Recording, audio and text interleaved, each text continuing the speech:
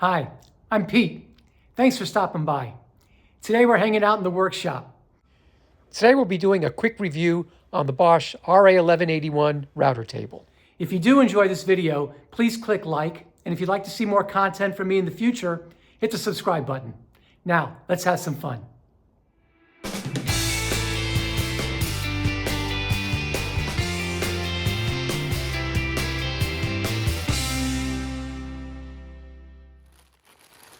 I recently installed a Bosch RA1181 Router Table into my PM66 Table Saw.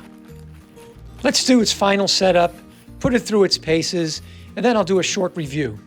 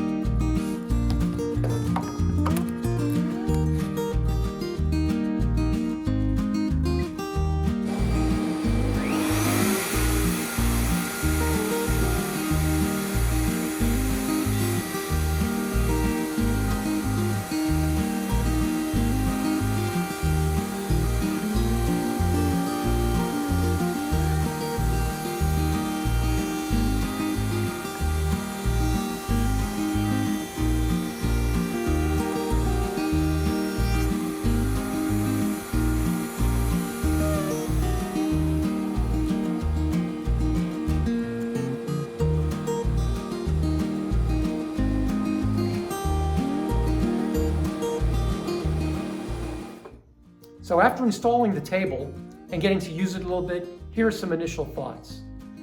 As for positives, I like the through the table means of raising and lowering the router. Yes, it's not as precise as, say, some of the expensive router lift systems, but if you have some measuring blocks, you can raise and lower the bit to where you need it to be without having to go underneath the table and adjusting the router. Also, the dust collection seemed to work pretty well. Yes, there's some dust that fell to the ground, but nowhere near what you would get by just using a router by itself.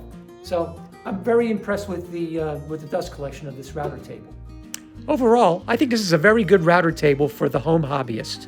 That being said, I did find some areas where Bosch can make some improvements. I'm not crazy about this fence. I wish it was a little bit easier to keep aligned, the right and left side, but I guess that's what you get for the price. Another thing I'm not crazy about is this router bit guard. I guess it's a safety device, but I find that it was very clunky to move around, and it got in the way more often than it helped. So I basically took it off, and I'm not going to use it. Another thing I noticed is that the table is not perfectly flat. Now, granted, for the price, I don't know if you could expect that, but putting a straight edge on it, you see when you get to the edge over here, it's kind of crowned, and that's both front or left side and right side. Now, it didn't seem to affect when I was doing some cuts on some straight boards right at the bit, but I guess most people would expect a router table should be flat across its entire surface. Unfortunately, this one isn't. Another issue I came across with this table right out of the box was that the top seemed to be a little bit rough.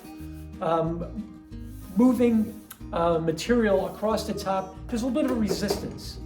Well, what I did to remedy that, I took some 400 grit sandpaper, put it on a nice large piece of wood, a nice sanding block, and I did a quick sanding of the top, and that really smoothed it out quite a bit.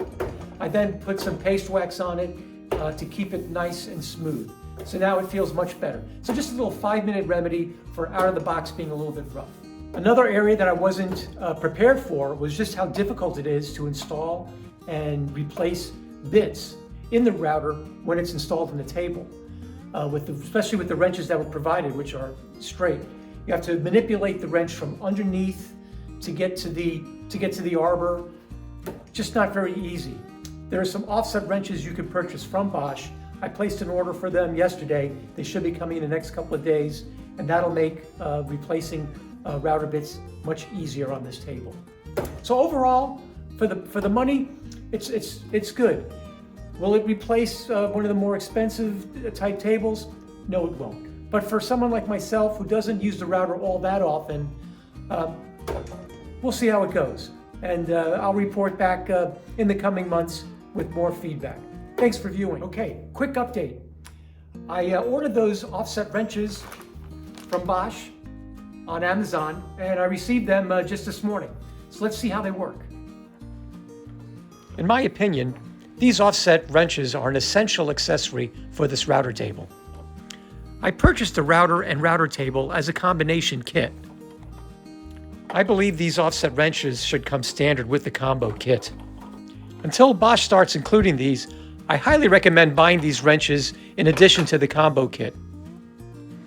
I hope you enjoyed this video. If you did enjoy it, please hit the like button. And if you'd like to see more content from me in the future, please subscribe. Thanks for stopping by.